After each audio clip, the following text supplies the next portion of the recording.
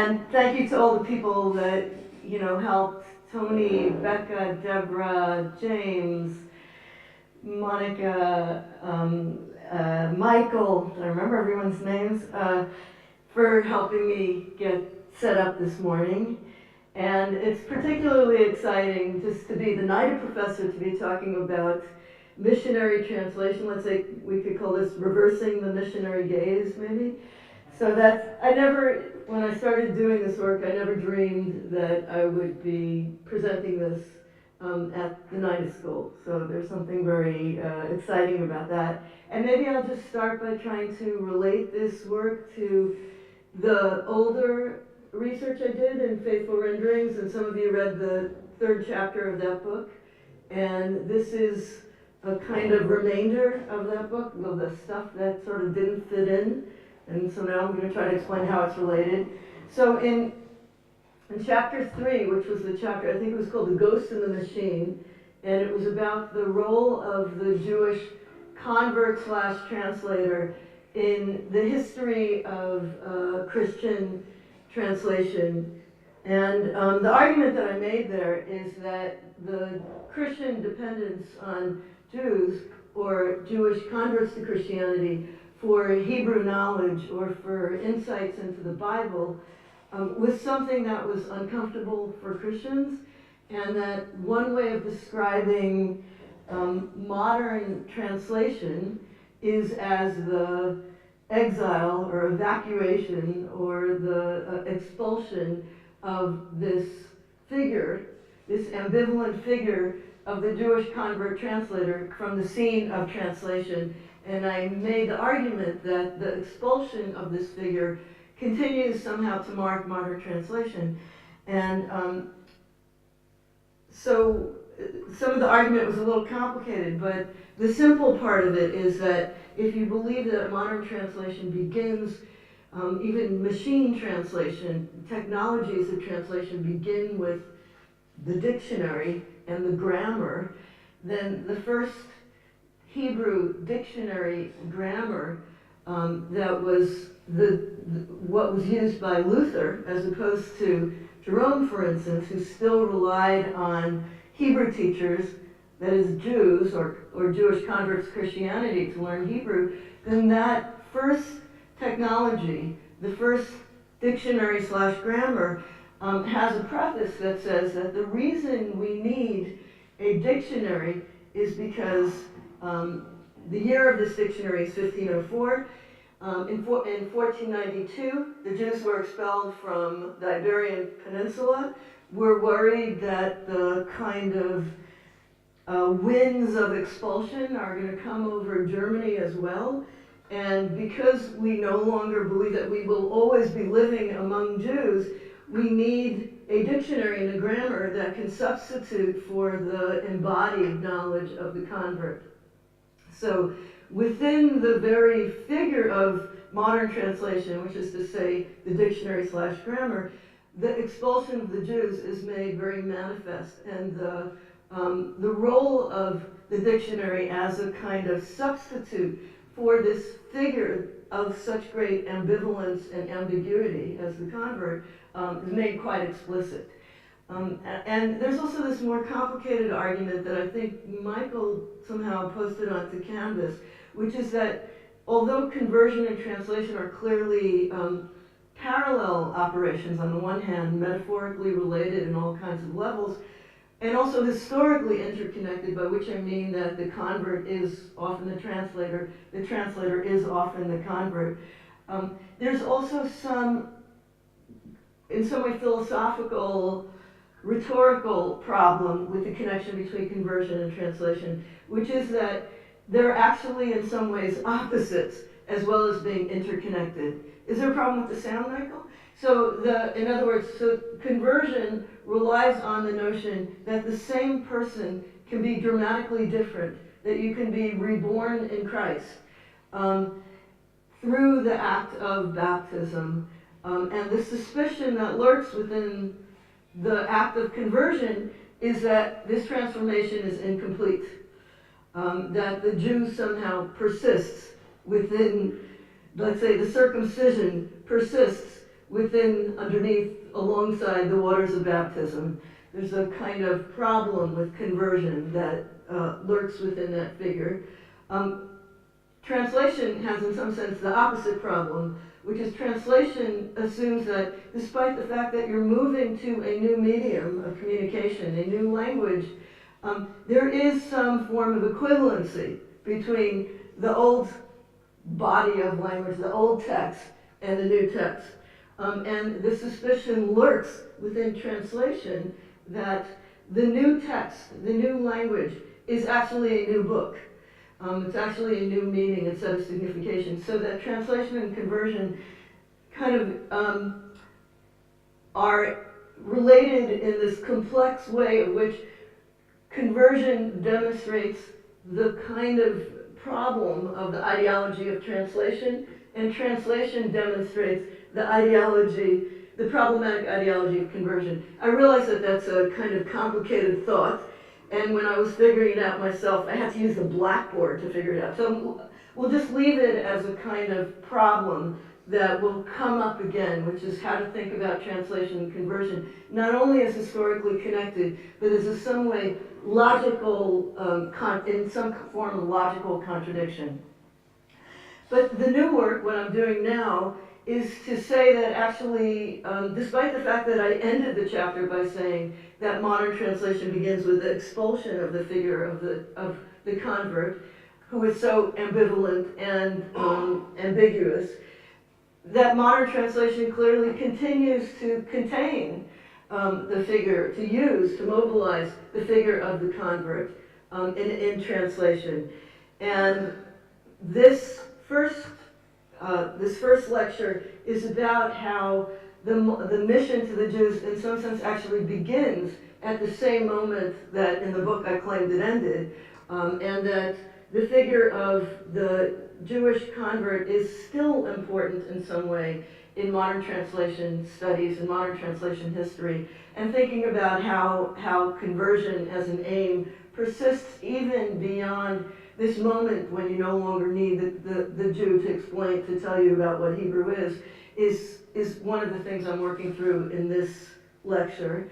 And the second lecture, just to give you a preview, is to think about translation and conversion in some sense more metaphorically in psychoanalysis, where both translation and conversion form important metaphors for thinking about how the psyche works. And in some sense, I'll argue on Wednesday, the figure of the convert is actually a kind of paradigm for the modern self, as understood psychoanalytically, for converts, but also for all moderns in their alienation. In the last talk, I'll try to figure out how kind of theological reading of translation can persist within the translation of psychoanalysis, and a psychoanalytic understanding of what conversion is can help illuminate some of these theological/religious issues. So I'll try to bring together a theology and psychoanalysis of translation. And if you're worried for me, I appreciate it. I'm also worried for myself. So thank you. That's a preview of what's coming. And this is a somewhat more, let's say, standard kind of history of the translation of the New Testament into Yiddish. Oh, I have to go down. So oddly enough, really astonishingly enough, and I'm sorry that that's so hard to read and blown up, and what you would see in Hebrew letters is the New Testament in the Jewish language. That's the Hebrew, and then there's some, and the year is 1540. So one of the most astonishing facts of modern Yiddish literary history is that one of the very first Yiddish books ever produced, actually, I think it was the third Yiddish book ever produced, was the New Testament in Yiddish. And in case you thought this was a marginal characteristic of Yiddish literature, it turns out we needed one right away. So what does that say? And this is Paul Halich's translation of the New Testament, which was produced in really the first Yiddish press, which was founded in Krakow in Poland. And the date of this is 1540. And he produced this New Testament within a few years of converting from Judaism to Roman Catholicism.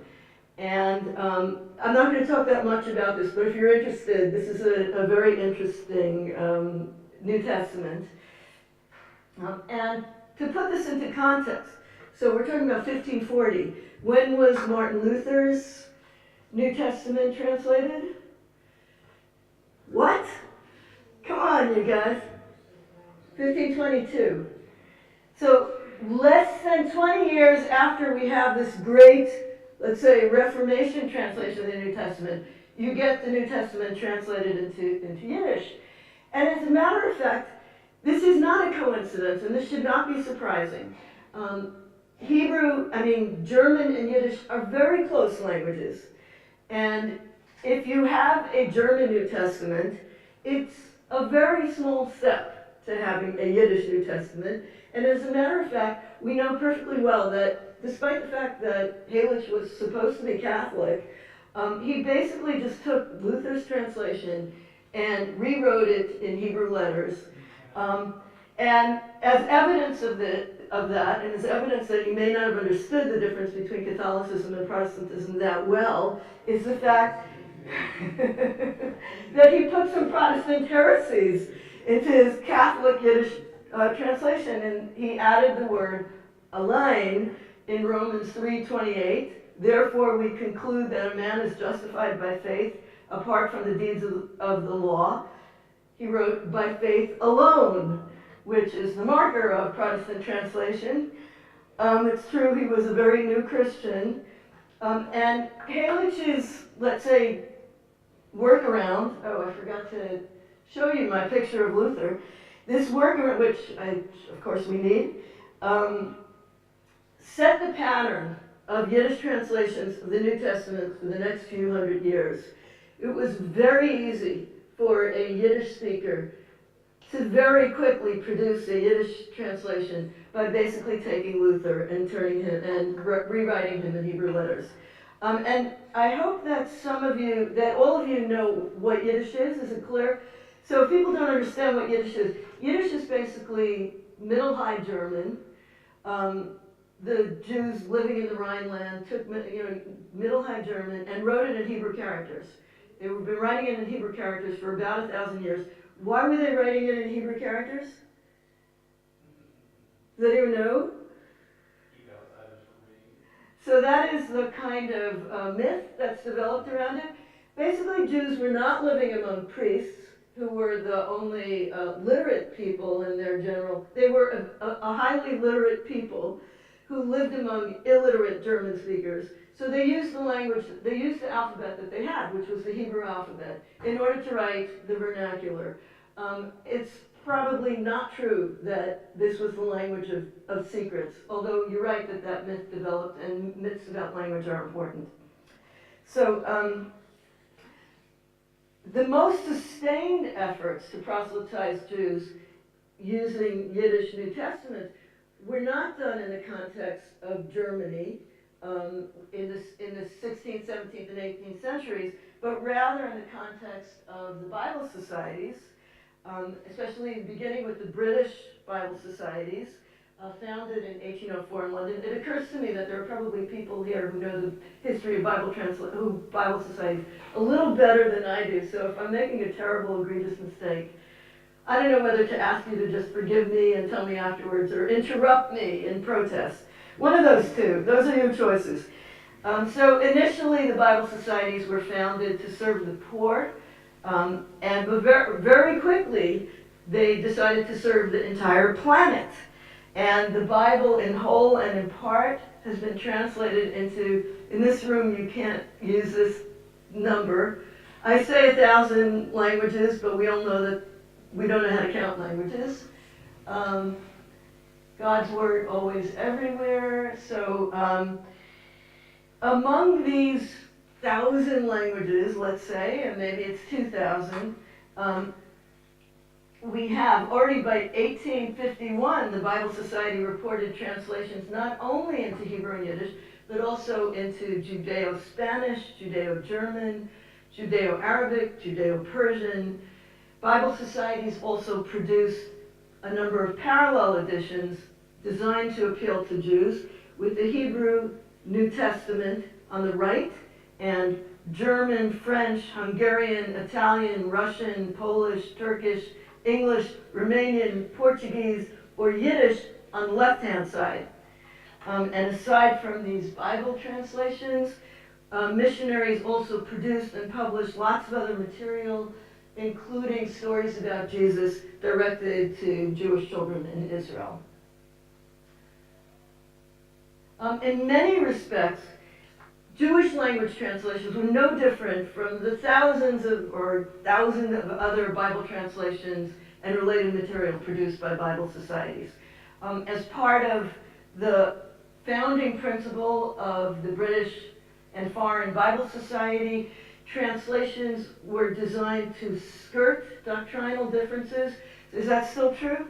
So no commentaries, no introductions, the Bible naked, let's call it.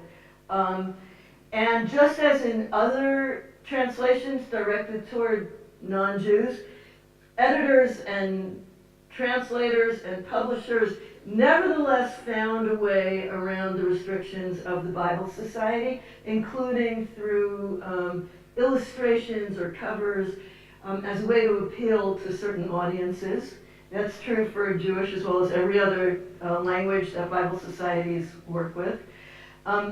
Bible societies also disseminated not only official reports, but did a lot of fundraising based on sentimental stories about the powerful effect of the Bible on societies in which these translations were introduced. And this was at least as true about the mission to the Jews as it was anywhere else.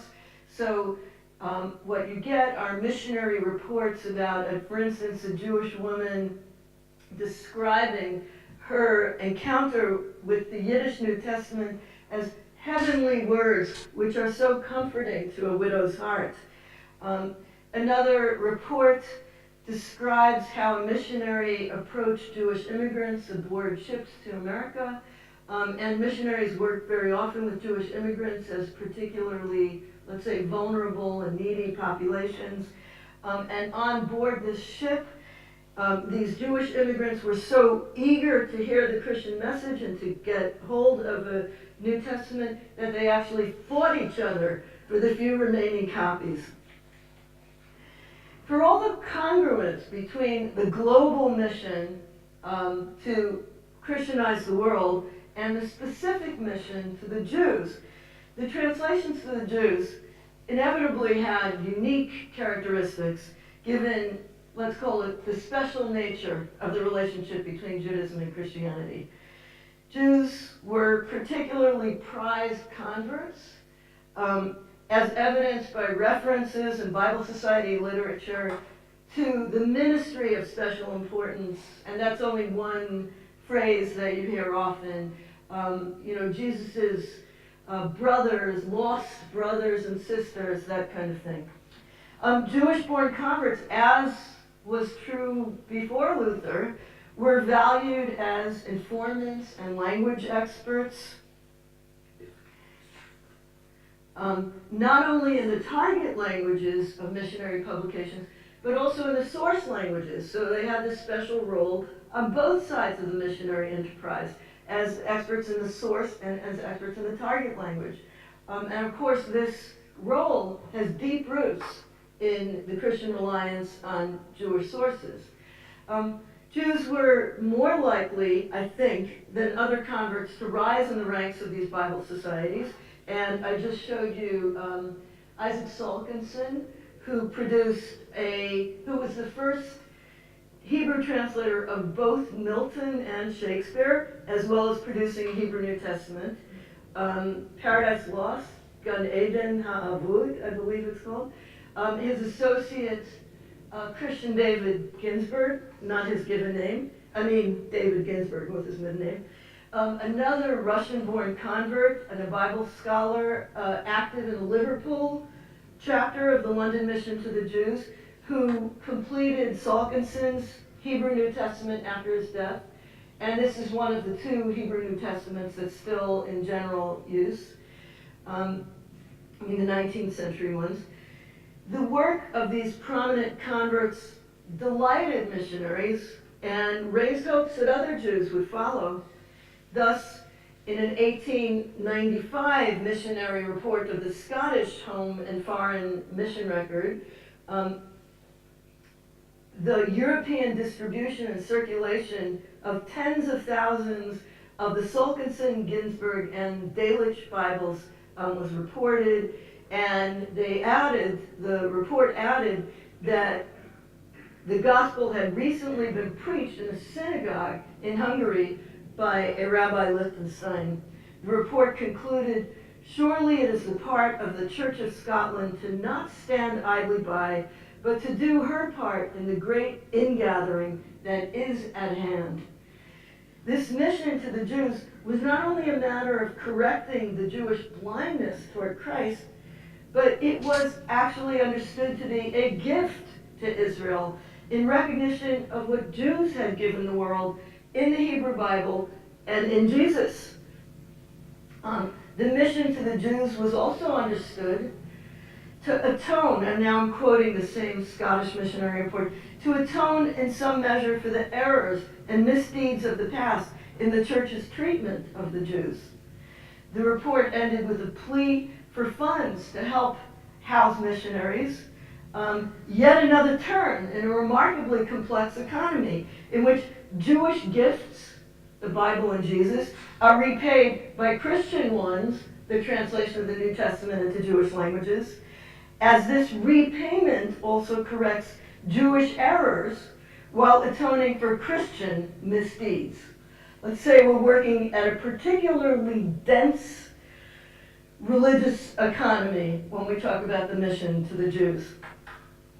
The unique relationship between Christianity and Judaism also reflected itself on the linguistic level. Christianity was more familiar to Jews than it was, say, to New Caledonians or Thai. Jews had long lived among Christians and shared a sacred text and many religious concepts with them. Unlike Mongolian, which lacked words not only for Messiah and Sabbath, but also for palm tree and pomegranate, Jewish languages possessed a rich vocabulary from which a New Testament translator could draw. In the case of Hebrew, translators sometimes reported that their experience was less of translation than of retroversion, that is, the uncovering of a lost original of a translated text. The Baptist minister Robert Lindsay, working on a Hebrew translation of the Gospel of Mark in Jerusalem in the 1960s, wrote that his work gave him the frightening feeling that I was in the process of restoring an original Hebrew work, at least as much as in creating a new one. And he spoke of the tantalizing possibility that he was discovering the exact words of Jesus himself. We were just talking about this over dinner last night, and I went back and looked at this. This is the Hebrew, one of the many Hebrew originals of the Lord's Prayer that circulates in many different places in church history. I noticed that Chaltzenu min hara, it should be min ha'ayin hara. Okay, we'll talk about this afterwards. What you see here is something different than an ordinary translation. This is an ordinary translation that reaches back to some imagined original. For Matthew, the gospel richest in Hebraisms and sometimes believed to be a Greek translation of an original Hebrew text, this effect was even more pronounced. So verse 121, and I'll read you from the King James, "And he shall bring forth a son, and thou shalt call his name Jesus, for he shall save his people from their sins." That particular verse makes no sense in English or Greek. It only makes sense, right? It only makes sense in Hebrew translation. And here let me read to you the Solkenson Ginsburg. "V'hi yoledet ben, v'karata et shemo, Yeshua, kihu Yoshia et amo mechatotehem." Thank you. Give me the translation that explains why you would call a baby Jesus, because he will redeem his people. So what is it about these Jewish languages that allows Christianity to make sense in its basic naming practice? But all Jewish languages have Hebrew components. And as I said, Yiddish is not only a Germanic language written in Hebrew characters, it's also a Germanic language written in Hebrew characters enriched by Jewish culture. The word Shabbos or Shabbat or Sabbath, the word Messiah, all these are ordinary Yiddish words that are kind of the add-on, the Hebrew add-ons to the basic German infrastructure. These components, the Hebrew components of Yiddish, could be mobilized to great effect for a translator looking to provide that effect with the Hebrew New Testament, or with the Yiddish New Testament.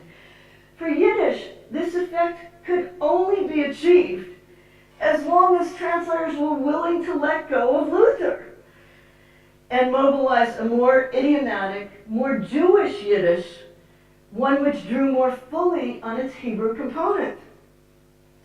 Now, here at the Nida School, we just had a seminar, which I was sorry to miss, about retranslation. Retranslation in missionary translations is a very familiar process. The first translations that are done are always terrible, right? We know that the missionaries barely know the language. It requires converts, native speakers of the target language, to step up and take a role in the retranslation in order to produce something that sounds like it can be understood by the native speakers of this language. This process, on the one hand, you'd think it would have happened very quickly with Yiddish, given that Yiddish had the capacity to produce such amazing effects in the New Testament, and yet this process was delayed for 400 years in the case of Yiddish. Yiddish translators held on to Luther for 400 years. So the question is, why is it that in Yiddish in particular, despite the fact that it was well known that these Lutheran Yiddish New Testaments were unreadable by Jews, they were not to be understood. They could barely be understood. There was actually a term for the Yiddish of those Bible. It was called missionary Yiddish, and it was basically bad Yiddish. Missionary Yiddish means bad Yiddish. It's basically missionary Yiddish is Yiddish with a terrible German accent, if you can picture that. So why is it that the first fully Jewish New Testament appeared only in 1941 with the Brit Chadasha done by Henry Chaim Einspruch? Now, as I said, typically this would have happened much, much sooner. And how do we understand this long delay? And part of it is the pull of Luther, the canonical great translation that exerted its pressure on Yiddish in the same way that the King James exerted its pressure on all English translations, including Jewish English translations. But I think the main reason is that missionaries shared a sense with converts, and beginning with the Enlightenment, Jewish intellectuals more generally, that Yiddish wasn't actually a language. It was basically horrendously mispronounced, ungrammatical, like actually grammarless form of Hebrew jargon. The name for Yiddish was actually jargon. Yiddish was not considered a language. I mean, Yiddish was a little bit like what we know of in America as Ebonics. It was just this kind of horrible way that Jews spoke German. The stigma and the visceral distaste for this grotesque pseudo-language militated for missionaries against putting the sacred words of the New Testament, Jesus' words, into such a flawed vessel. Even the fact that Jews couldn't actually understand the Yiddish of missionary Yiddish didn't stop missionaries from continuing to produce these unreadable New Testaments. And one missionary defended this style by saying, how could the Jew possibly object to us Germans making an effort to cleanse our beloved mother tongue from the abominable mess and filth in which it is mired among the Jews, so that in this way as well, the hidden secret of Christ would shine forth in front of the eyes of the eclipsed Jewish religion with a brighter, purer, and lovelier radiance. For this missionary, a Yiddish purified towards German, which is what Jewish intellectuals were also trying to do, was a step toward a Judaism purified toward Christianity. Given the deep intersections between conversion and translation, religious and linguistic shifts, a Lutheran Germanized Yiddish New Testament could pave the way to the baptismal font by already embodying the transformation they hope to effect. Okay, Einspruch.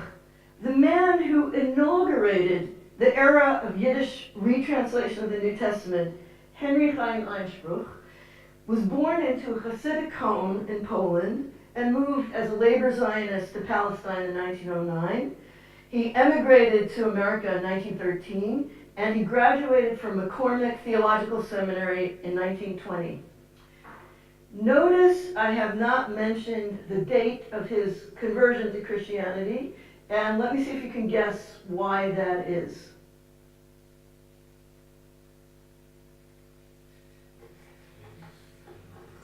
Who said that?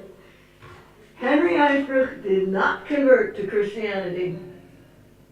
He saw himself as, he saw his evangelical Lutheranism as a fulfillment of, rather than a movement away from, his Judaism. He married an Amish woman, Mary Erlach, who died a few years ago at the age of 102, and they reportedly communicated in an odd marital idiolect that combined her Pennsylvania Dutch and his Polish Yiddish. He was well known in Baltimore, still remembered, for he lived in the Orthodox community, exactly in the middle of the Orthodox community. He spent every Saturday, every Shabbos, standing on a soapbox in front of one Orthodox synagogue or another, preaching the good news in Yiddish to those leaving services. This is my guy.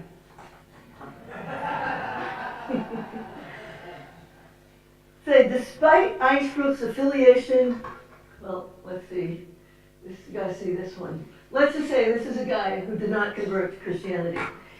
Despite his affiliation with the conservative United Lutheran Church, the new translation did not take Luther as its model. Instead, it took the Yiddish translation of the Hebrew Bible by Yehoash as its model. This translation had appeared in 1926, handed down on Mount Bronx, to great acclaim.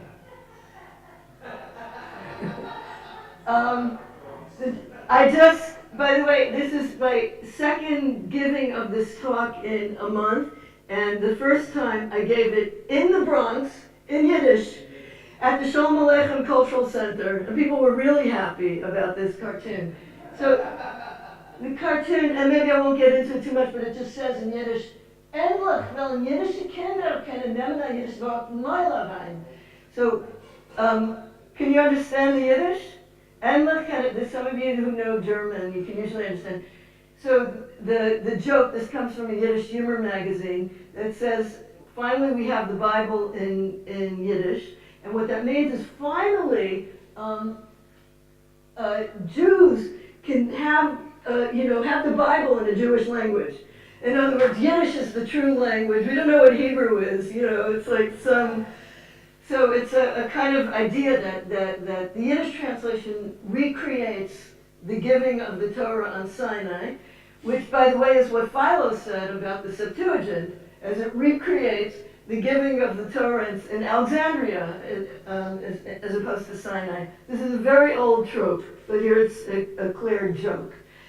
Yiddish was good at that. So the presence of words derived from Hebrew in Einspruch's Yiddish had multiple derivations, and there were a lot of reasons that he took Hebrew as his model as opposed to Yiddish. On the one hand, he participated in the Yiddishist project of recognizing Yiddish as a true tongue, the national language of the Jewish people. And in this case, all those people who believed that Yiddish was a true language were interested in moving Yiddish away from German. Yiddish was its own language. The Hebrew component was not some weird admixture, but the very heart of what Yiddish was.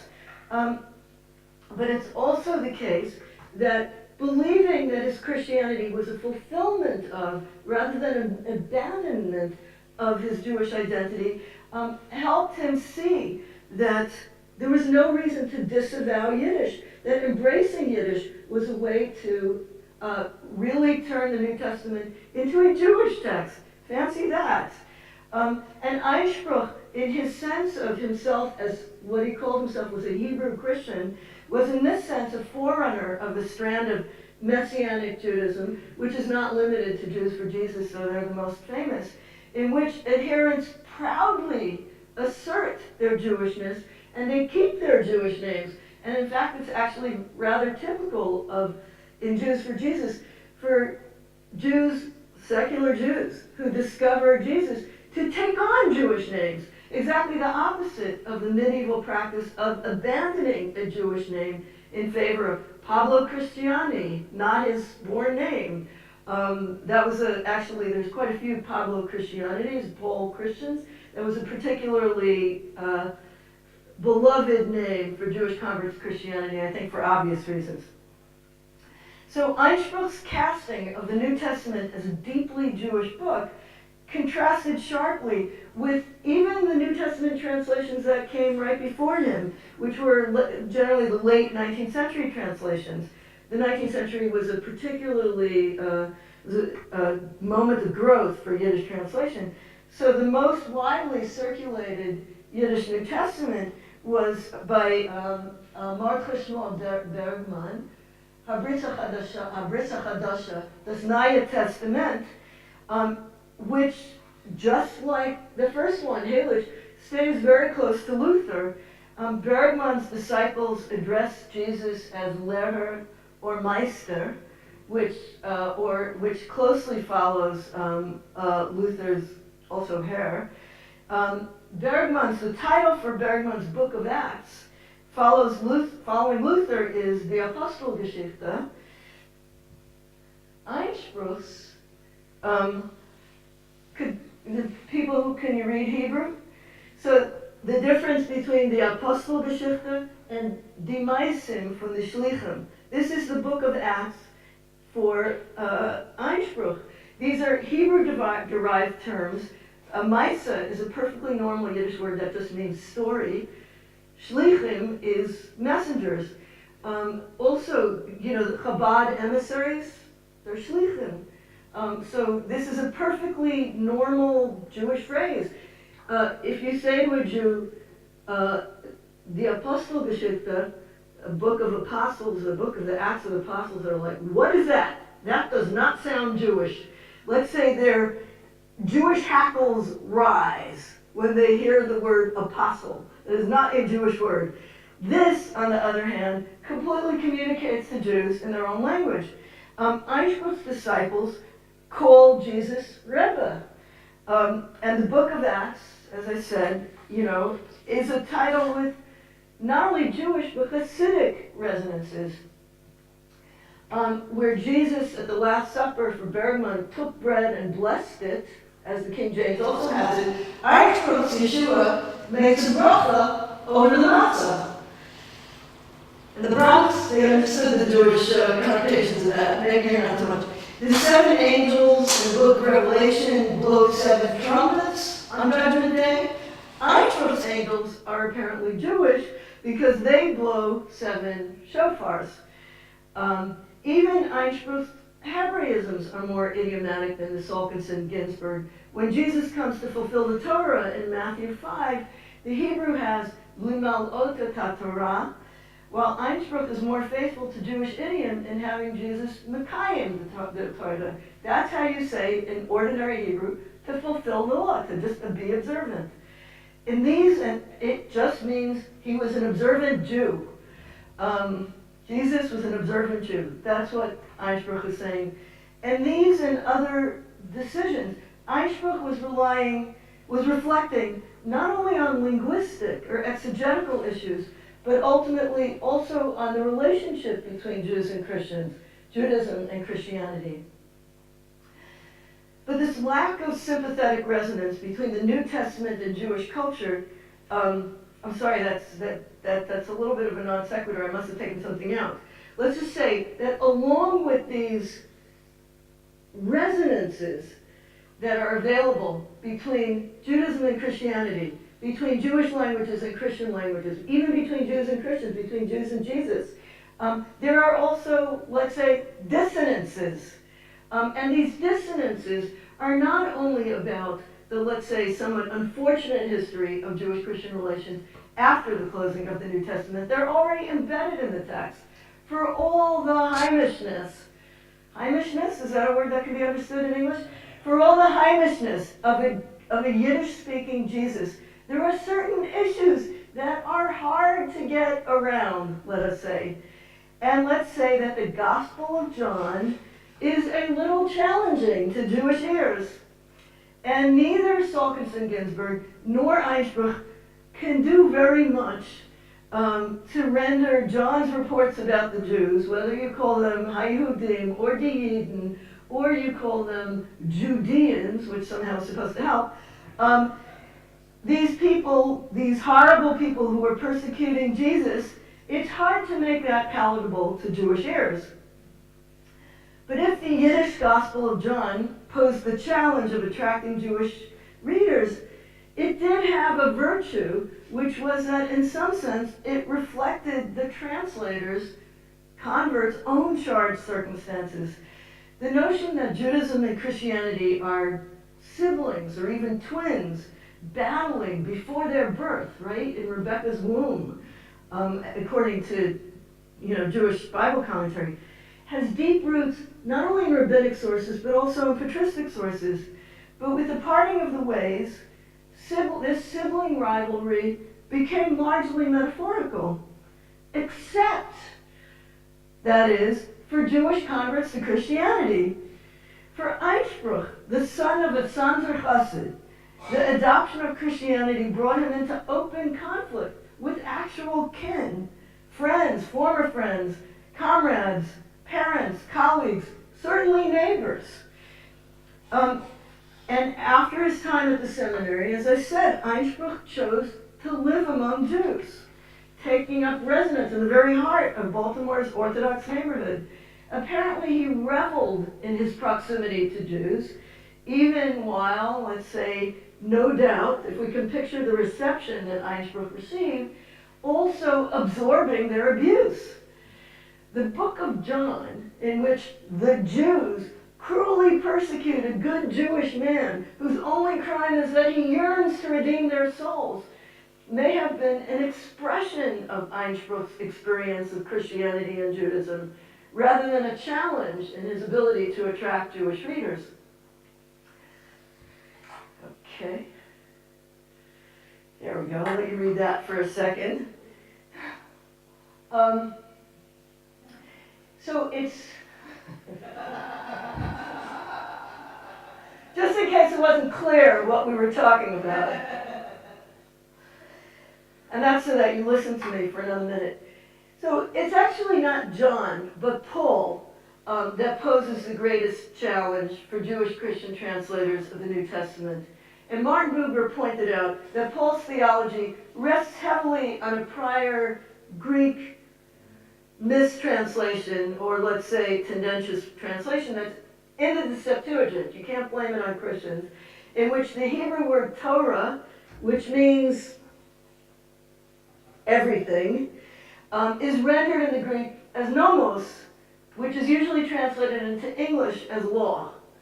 And Buber writes, without the change of meaning in the Greek, the Pauline dualism of law and faith life from works and life from grace, would lack its most important presupposition. For translators of Paul into Hebrew or Yiddish, nomos seems to find a ready equivalent in the term Torah. You get rid of the mistranslation nomos, and you go back to that powerful word Torah. You restore the Jewish concept. And this return to the word Torah works beautifully when Jesus is talking about himself as somebody who doesn't fulfill Torah, just keeps it, like other Jews. But the strategy falls apart when it's Paul doing the talking.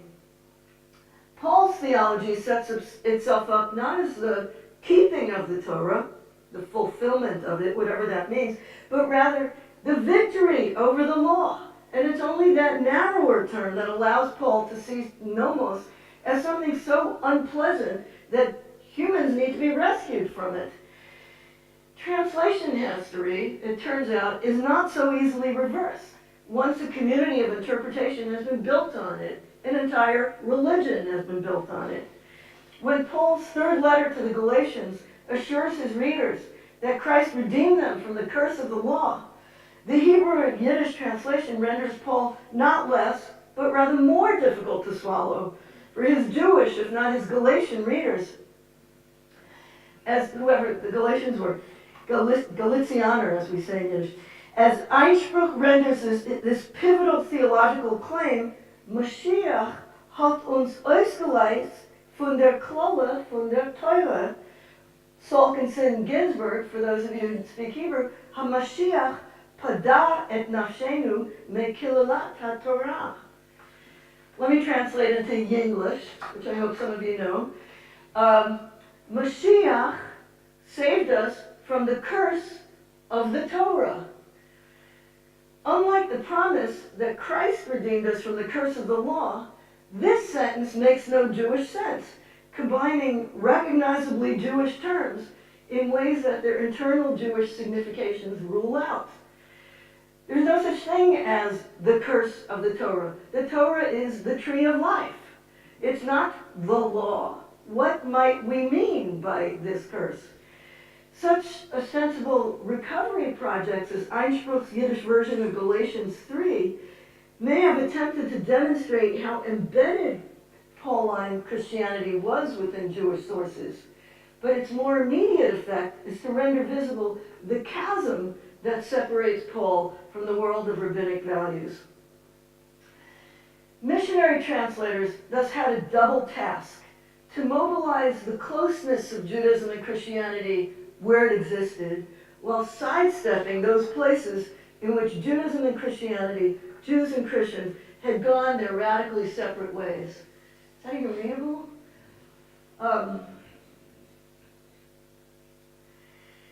So maybe I'll just let you read this for a minute. Basically, this is a kind of cheat sheet for how to avoid doing the thing of getting the Jewish person whose door you knocked on to slam the door in your face immediately. I'm not sure how well it might actually work, but it does produce a kind of interesting form of Christianity, a Christianity somehow stripped of those aspects of it that are deemed foreign to Jewish sensibility. Okay, did you get a look at that? I'm doing that again so that you actually listen to me. And just remember that translators had to do that without commentary, without prefaces, according to the rules of the Bible Society. While keeping to the letter of the law, missionary translators managed to evade the spirit of the law, conveying theologically charged material not only through translation choices, but also through epigraphs, advertisements, illustrations, and book covers. Missionaries focused their efforts on distributing the New Testament to Jews, since Jews could find their Hebrew Bibles elsewhere. But the translations they circulated tried to telegraph the connection between the Hebrew Bible and the New Testament. And it's very typical of all the Yiddish translations, New Testament translations, even the older ones, to begin with the well-chosen epigraph from Jeremiah, in which God promises to establish a new covenant. Brit Hadashah, or in Yehosh's version, Anai Bun, with the house of Israel in Judah. This phrase appears 5 times in the New Testament, but of course that won't do any good when you're talking to Jews. You have to find that phrase in the Hebrew Bible, a book that's considered canonical to Jews. This makes a theological and psychological claim on potential Jewish readers, letting them know that the book they're holding has been promised by God to them in their Torah, however dangerous and unfamiliar the New Testament might feel. The strategies that characterize the Christian mission to the Jews reflect both the theological sympathies and, let's call it, the lack of sympathies between the religions. It was well known on both sides of the missionary enterprise that what Jews felt for Christianity was visceral distrust, or worse, that was much harder to overcome than simple ignorance in a tribe that never heard of Christians. The missionary report, which described Jews fighting for a New Testament on board a ship bound for America, concluded much more believably with the complaint that the rabbis on board tried to stop the Jews from even touching the book. Chaim Eichrodt was unable to find an American Yiddish press that was willing to print his translation. He was basically boycotted, and he was compelled to raise money to purchase his own printing press. And the press was paid for by another convert and longtime supporter, Harriet Lederer, and it was donated to the National Yiddish Book Center. Sorry about how badly these photos reproduced in the 1990s, where it still is their image of a Yiddish printing press. So both the last Yiddish printing press and the first Yiddish printing press seem to be related to Yiddish New Testament translations. Jews tended to have a kind of double perspective on Christian mission. On the one hand, rejection, hostility, rage at the perceived threat of Christian mission. On the other hand, a kind of pride at how badly missionaries did in most Jewish communities. In the 18th century, yeshiva boys searched out Christian Muller's abridged Yiddish New Testament and burnt the entire print run. It's not just Nazis and Christians that do that. And while we know from missionary reports that roughly 750,000 Yiddish New Testaments were distributed over the 19th and 20th century, an entire folkloric counter-discourse describes how this flood of books ended up being used to wrap fish, or worse. Levi Eshkol, attempting to quiet public anxiety about missionary activities in the State of Israel, where I believe it's now against the law to evangelize the Jews, at least in some ways, he tried to quiet, let's call it Jewish hysteria about the mission to the Jews, and I think it's probably not an overstatement to say that Jews tend to get a little hysterical about the mission to the Jews. In a 1964 Knesset address, he tried to put this issue into perspective. He said that in Israel, 201 Jews had converted either to Christianity or to Islam in the period between 1948 and 1964. And during that same period, at least 4,000 Christians and Muslims converted to Judaism. So we were ahead, vastly ahead. And don't forget that Judaism is a religion that takes pride in not evangelizing or seeking converts. So how did that happen? But it seems to me that Jews often fail to understand what Christian mission is actually about. And Christian missionaries do not count success, unless I'm wrong, by the number of converts made. It's not a business plan based on cost-benefit analysis. It's an integral expression of evangelical identity. Translators saw their work as its own reward in the literary exegetical attempt to understand the Bible, even if they held out hope that the uncanny effects of a Hebrew-speaking Jesus might somehow stir a Jewish heart. For translator converts, well, even so help me, a Yiddish-speaking John, for translator converts, the act of translation also established their sincerity, their usefulness to their new communities, and it symbolically expressed the fantasy of Jewish-Christian reconciliation. Translation was thus a kind of performance. It embodied certain theological principles concerning the relations between Jesus and his Judaism, the Old Testament, the New Testament, the Hebrew substratum underlying the Greek of the Gospels, and so on. Missionary translations like the Brit Chadasha or Habrit Chadasha, in their textual conflation of Jewish language and Christian content, were in this sense already achieved conversions, whatever their effects in the real world. These translation conversions, let's call them, could take different forms. First, Germanizing the ugly jargon of Yiddish-speaking Jews in New Testament Yiddish, and then, with Einspruch's dramatic reversal of this technique, Judaizing Christianity by restoring to Jesus his original Jewish speech and world. The notion of Jewish New Testament translations as performance, do I have to rapidly, how much more time do I have? We'll let you manage your time, but we want to make sure we have time for Q&A. Okay, so I certainly will do that. So the notion of Jewish translations as performance can help illuminate some of the odder features of these translations. So translation is understood as bringing a source text to readers that cannot understand it in a target language in which they can. But New Testament translations directed to Jews have a pretty different structure. For instance, where is it? Let's look at this. The society, the mission of the Society for Distributing Hebrew Scriptures to the Jews is to provide a bilingual Holy Scripture to every Jewish home throughout the world without cost to the recipient. I'm very sorry to say that non-Jews have to pay $10, $12, or $15 depending on the edition, and their website very helpfully provides a link so you can establish whether you are halakhically Jewish according to their own sense of Jewish law. So whether you deserve a free translation of the Hebrew New Testament.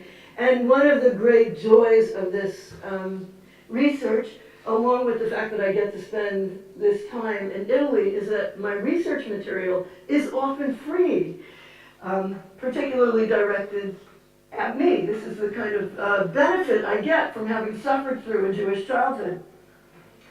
So this Hebrew, and by the way, I just want to say, I'm not going to go through this, but I talked earlier about the kind of complex economy of the mission to the Jews, in which something that is perceived by Jews as an existential threat to the continuation of the Jewish religion, right? I mean, Abraham Joshua Heschel said in the Vatican, do you really want Jews to disappear? Do you really think that that's God's plan in the world? But nevertheless, despite the fact that the mission to the Jews is seen as a mortal threat, the mission to the Jews is presented as a gift to the Jews, which is actually a repayment of the Jewish gift to the world for having given them that nice Jewish boy, Jesus, and that amazing Jewish text, the New Testament. So this is just a slide that gives you some sense of how this economy is actually stamped onto the translations themselves.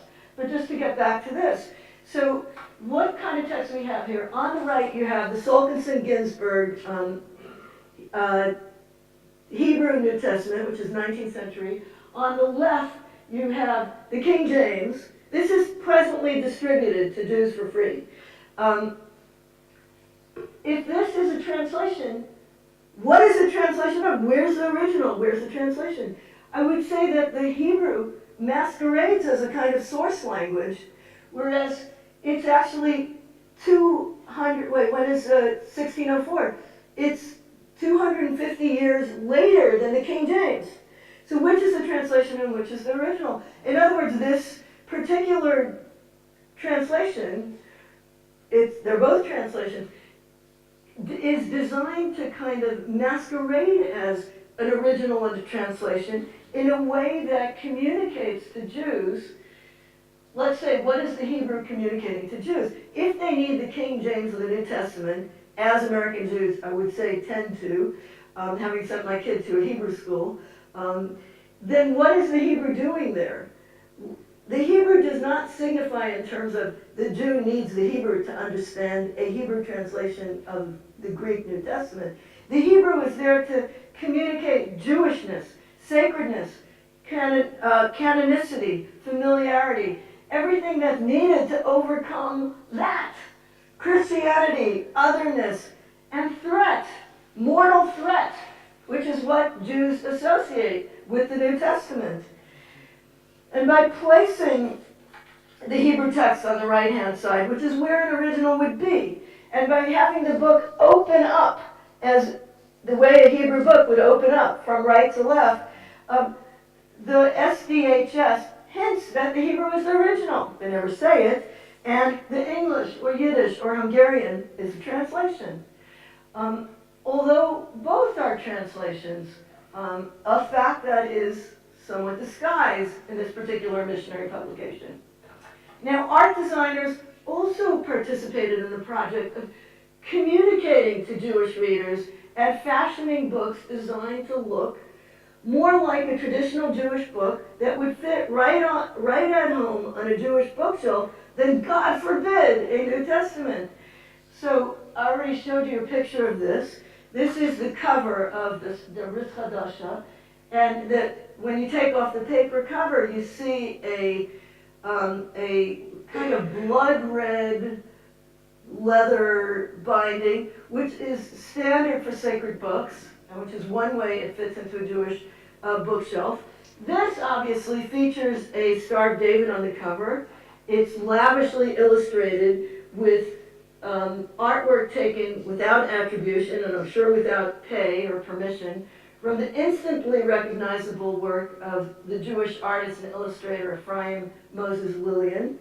And the cover does not give any hint that we're talking about not a Christian work, unless you are a Jewish paranoid, have Jewish paranoia as I do, and you see a cross hidden in the intersection between two letters, which together refer to the title, the Brit Hadasha.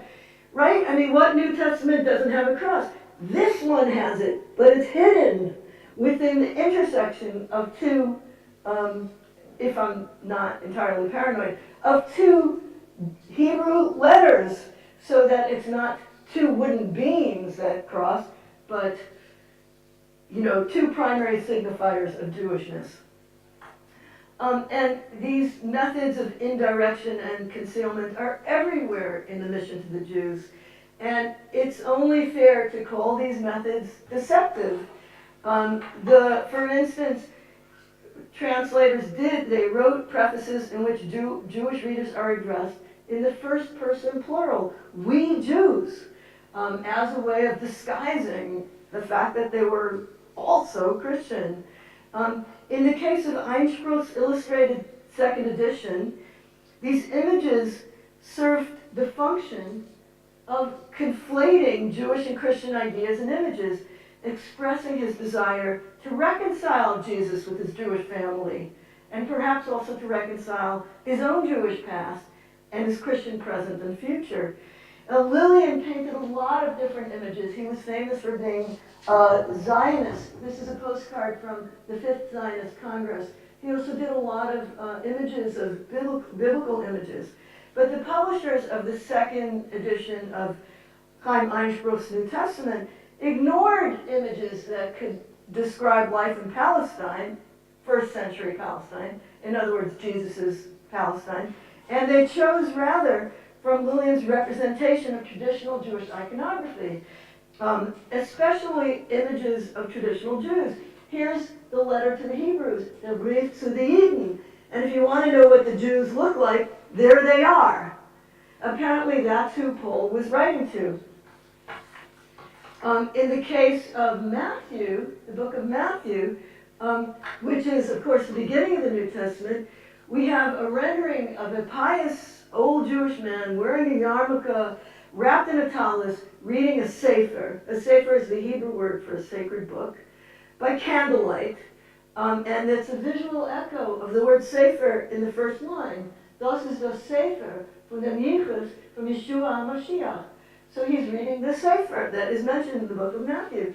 Now, interestingly, sefer is one of the few places in which Einspruch does not follow Yehoyash. There are two words for book in Yiddish. One is sefer, which is taken from Hebrew, and one is buch, which is taken from German. There are lots of doublets like that, and Yehoash, the translator of the Hebrew Bible, always chose the word book. The Bible is a book, a secular book. He himself was a secularist. For Einspruch, he uses the word sefer. So the image and the translation choice together communicate and illustrate not the text that it accompanies, but rather its reception, or its imagined reception, in which somehow a Jew that looks like that fulfills Einspruch's hope that Jews would embrace the New Testament as an authentic and sacred part of their own heritage. So just finishing up. So what was the actual reception of Einspruch's translation? And this might be rather surprising. On the one hand, we know that the Yiddish press basically boycotted this production and refused to do the work for him. And he got into a lot of financial trouble getting his translation printed. Nevertheless, once the translation came out, it was somehow received with great acclaim in the Yiddish literary press. Melech Ravitch, one of the most important literary critics, wrote an ecstatic review. And let's just say that, let's get this clear. Despite the fact that Einspruch did not convert to Christianity, he was no progressive or liberal Christian. He was a member of an evangelical, he was actually a passionate believer in dispensational millennialism. Sure, some of you know what that is. In its Lutheran evangelical form, and he was a tireless, let's say, tiresome missionary. Ravitch was a secular Yiddish modernist, a Spinozist, let's say pantheist, if not atheist. He was a critic of both Zionism and traditional Judaism. He was committed to a worldly, diasporic Jewish nationalism. And in fact, his review politely fails to mention that Einspruch is a Christian missionary, and he focuses instead on how beautifully close Einspruch's New Testament is to Yehoash's canonical Yiddish translation of the Hebrew Bible. He says the translator is a master of the finest nuances of the Yiddish language. And he delicately continues, for well-known reasons, the New Testament has remained for us Jews a book sealed with 7 seals. And that's truly a pity, for to some 700 million people, it's a sacred work. Every cultured person should know such a work. I recommend it to every intelligent Jew. The new translation, in Ravitch's view, was a welcome contribution to Yiddish literature. In fact, indeed, it was a gift to the Jewish people. So the positive reviews that Einspruch got are even more remarkable when you compare them to the way that Sholem Asch was treated. He had published a year before, in English translation, his book, The Nazarene, a novel that explored Jesus' Jewishness. Now, among other sins, Asch was called an apostate, and he was told in the Yiddish press that this was a piece of missionary propaganda, and he was treated like a heretic. As a matter of fact, he was not an apostate. His sin, his real sin, was publishing first in English translation rather than in Yiddish. He himself was also boycotted by the conservative, the Yiddish press was basically run by Orthodox Jews, and they didn't want to publish a New Testament, and they didn't want to publish a novel about Yiddish. So he went the path of finding an English publisher and an English translator. Obviously, that wasn't something that Einspruch could do. So it turns out that it was Asch who was called a missionary and apostate for his sins. Now, what you have to understand, it's less an issue of Jewish-Christian relations than the project of modern Jewish culture, modern Yiddish culture. The 20th century saw literary translations not only of the Hebrew Bible, but also of Byron, Dostoevsky, Gogol, the Quran, Hugo, Kipling, Lao Tzu, Shakespeare, Shaw, Mark Twain, Oscar Wilde, Zola, and many others. On such a diverse bookshelf, why not a Yiddish New Testament? In fact, modern Jewish intellectuals, artists, writers took a great interest in Christianity. The Yiddish literary reclamation of Jesus meant a lot of different things. The Jewish entry into the European literary tradition, the assertion of Jewish literary universalism, a bitterly ironic commentary on Christian persecution of Jews, a critique of Jewish prejudices against other religions, a way to get your parents really angry, an embrace of Jesus' ethical principles, a rebellion against Jewish parochialism, an insistence on the Jewish roots of Christianity. Lord knows there was enough material here for a writer and an artist. Now, what the modern Jewish use of Christian images almost never did mean was apostasy. The term apostasy in secular Jewish culture, secular Yiddishist culture, was reserved for those who abandoned Yiddish, ergo sholomash. Those who actually became Christian could be forgiven, as long as their Christianity took the form of a beautiful Yiddish style. Einspruch's missionary project resonated within modernist Yiddish culture for even more specific reasons. Einspruch shared with the secular Yiddish intelligentsia an appreciation for a literary Yiddish freed from German. In the case of Yiddish modernists, this created a national tongue of Jewish coherence and pride. In the case of Einspruch, this appreciation helped him construct a more Jewish Jesus. The rapprochement envisioned by convert translators on Jewish Christian religious grounds did take place, but not on religious grounds. Remarkably, even in the year of the Lord, 1941, the secular Yiddish poet was able to counter Einspruch's missionary hopes with something more powerful than dismissal or abuse. The calm acknowledgement that Yiddish culture was commodious enough to welcome the contributions of even this Yiddish speaker. The cosmopolitan Spinozist and the evangelical missionary welcomed a Yiddish-speaking Jesus in a single voice, although only for the briefest moment. Thank you.